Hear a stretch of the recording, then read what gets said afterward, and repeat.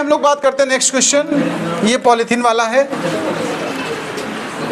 Polythene देखने में बड़ी सुंदर लगती है, देखा कभी?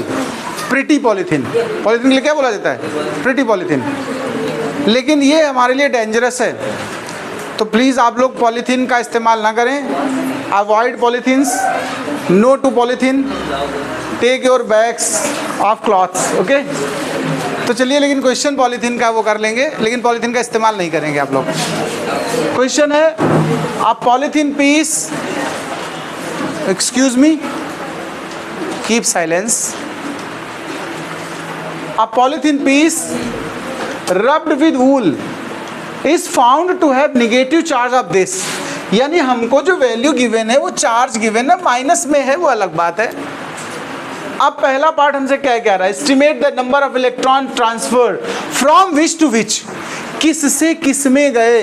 एक बात समझना, इलेक्ट्रॉन जो गेन करता है उस पर चार्ज कैसा हो जाता है? निगेटिव, और जो लूज करता है उस पर चार्ज पॉजिटिव। यहाँ पॉलीथीन पे कैसा चार्ज आया? निगेटिव।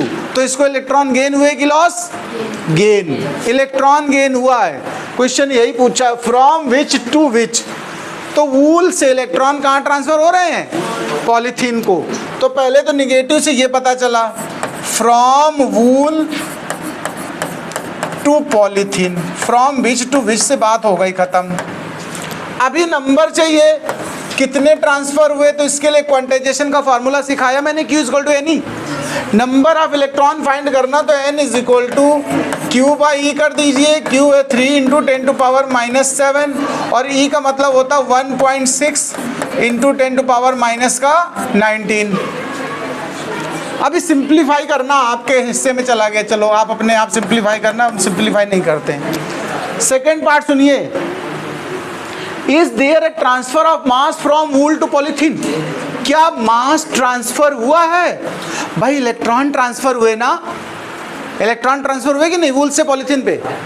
इलेक्ट्रॉन का वैसे मास बहुत कम होता है, लेकिन ये कह दें कि होता नहीं तो उतनी बात गलत हो जाएगी ना।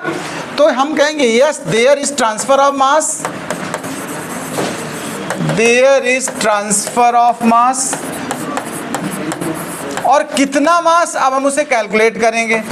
तो मास अगर चाहिए तो नंबर ऑफ इलेक्ट्रॉन निकाल लिए हम लोगों ने, और एक इलेक्ट्रॉन का मास कितना होता है उसकी वैल्यू रख लें। नंबर कितना हुआ देखो, अभी यहाँ पर अगर आप सॉल्व करके लाएं तो अच्छी बात है, बोले मुझे। और इसकी वैल्यू देखो, मास कितनी होती है इलेक्ट्रॉन की? 9.1 इंटू 10 टू पावर माइनस 31। जरा इसको कैलकुलेट करके बताओ, या हम ही कर लेते हैं, हटाओ, तुम लोग के भरोसे कार है।